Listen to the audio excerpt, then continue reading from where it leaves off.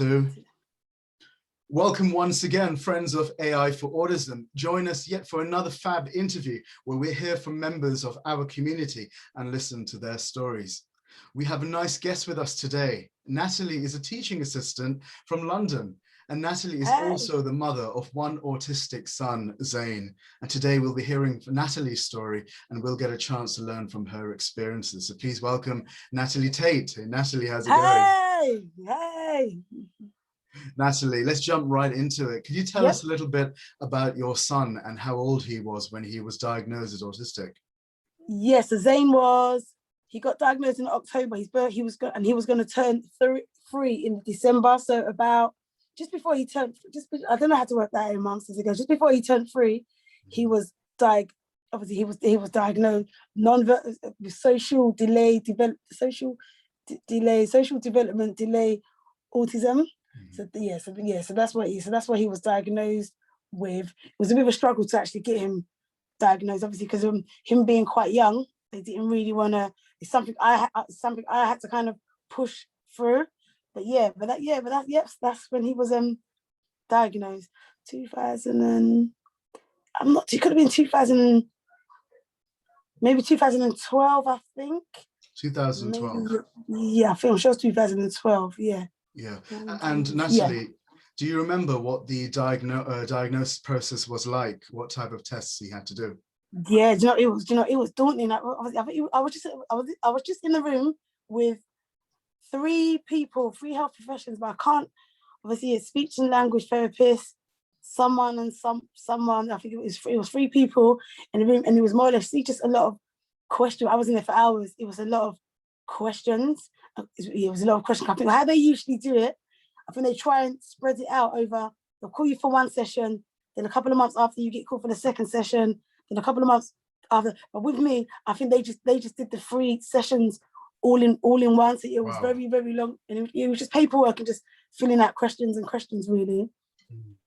And after discovering that he was autistic, how did you feel and how did you change as a person and as a mother?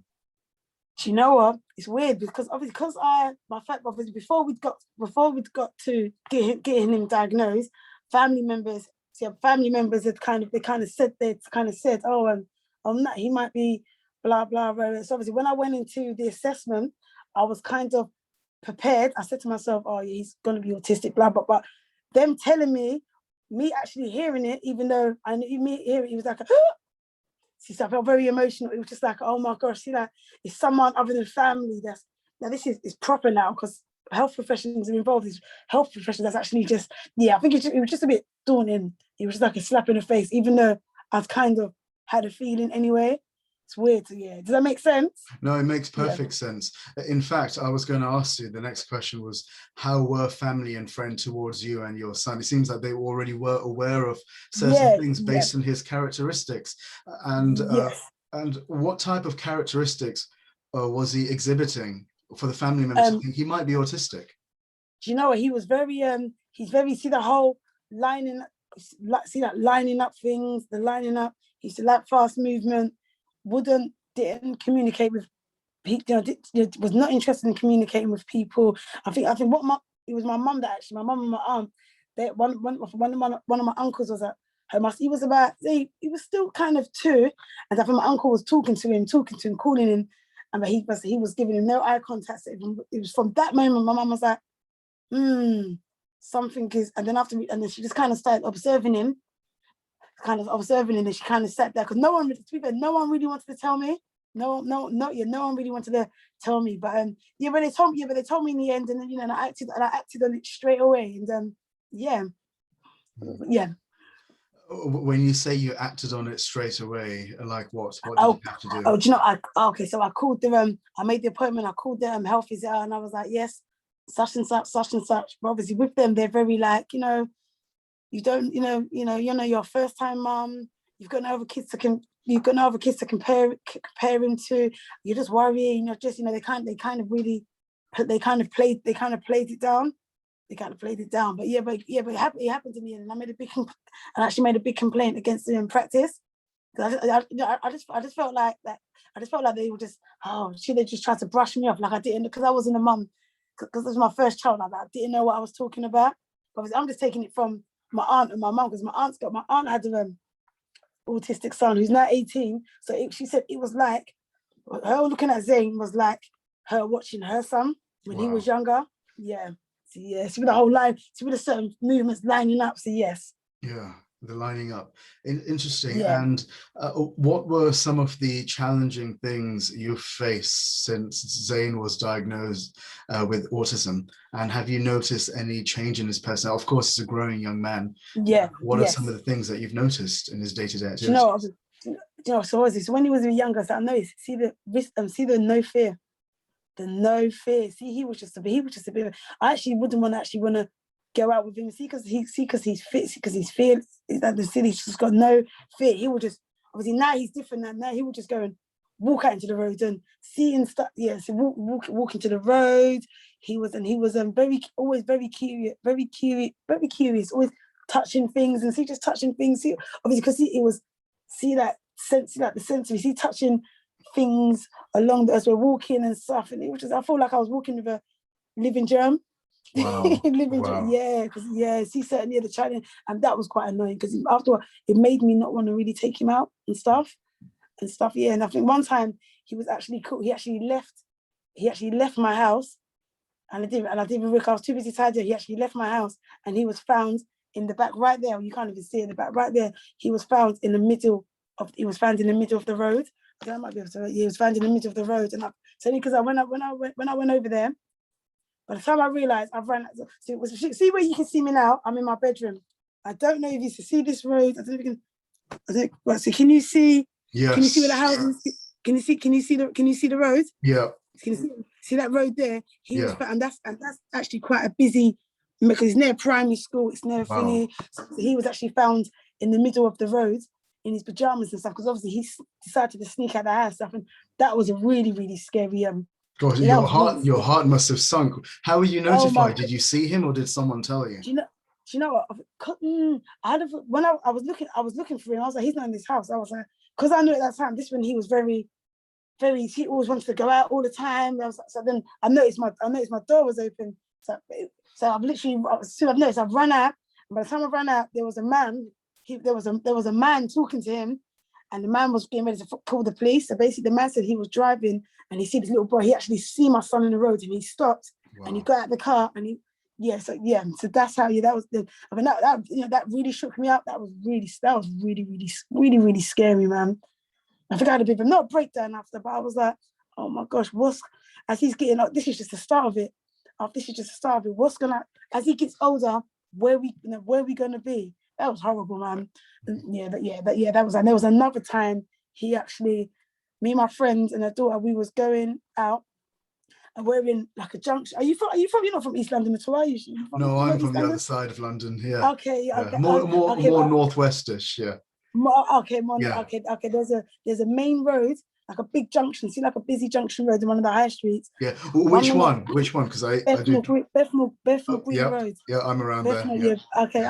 Bethnal Green. Yeah. I don't know if you know where the lights are down and past the Tesco's. There's a junction cross. Blah blah. So he was holding my friend's daughter's hand for a minute while I was doing something, and next thing you know, we looked. He was in the middle of the road. See where traffic was going to be coming from this way. Oh, I ran so fast. As soon as it just happened so quick.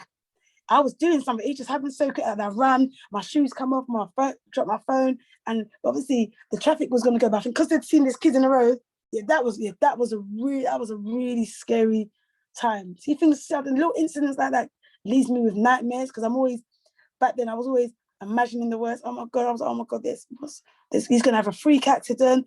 That's when I felt like I was a bit out of my depth. Scary. Incredible. Man. Yeah.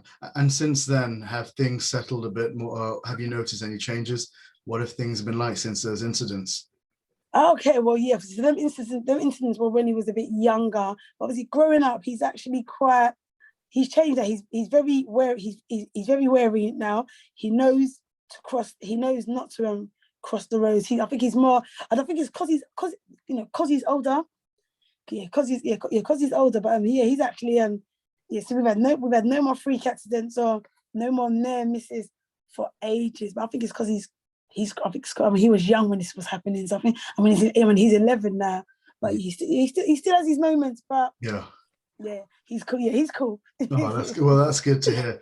And with your experience as a parent to an autistic child, what did you set out to do, and have you been doing anything to raise awareness other than this fantastic interview, by the way? Yeah. Do you know, I think I haven't I don't think there's much I would say that I've did to raise awareness, because I still really feel like I'm learning about autism. I still feel like I'm not.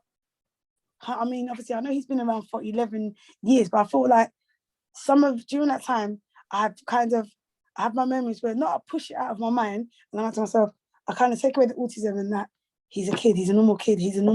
See, it's quite easy for me to just kind of see that habit waver, see that habit, see that go over my head. See, so it's very so I haven't actually raised awareness whatsoever, because I actually still feel like I'm learning. And there's still stuff I don't even know. There's loads of stuff I don't even know. Even the other day I discovered, because he's going through the whole sensory thing. See that he's very like obviously so I was at school. He went back to school last week because he's been with his dad for 3 months, and so since he's come back home, his sensory issues, oh my gosh, they're just really out there. It's a bit much. See that it's a bit much. But they said, but obviously I only learned that when he does things like that, it's to regulate, because he's got so much things going on in his head, that it's to regulate. It's just kind of regulate. And I only knew that recently, and he's 11. See, so yeah. See, I don't know if I'm, what's the word? There's a word I'm looking for. I don't know if I can't think of the word. I don't know if I'm just ignoring. So I don't. There's a word I'm looking for, Shane, but I can't actually think of the word. Describe the word? Feeling. Yeah. I don't know. What's the word? I don't know if I'm not oblivious. I can't get the word out. What's the word? Oh wait. Describe the feeling to me, and we might find the word. I don't know if I'm not ignoring it. It's not, but there's a certain word. There's a certain word for it. Oh, see, like I can't actually remember my point now. I don't know if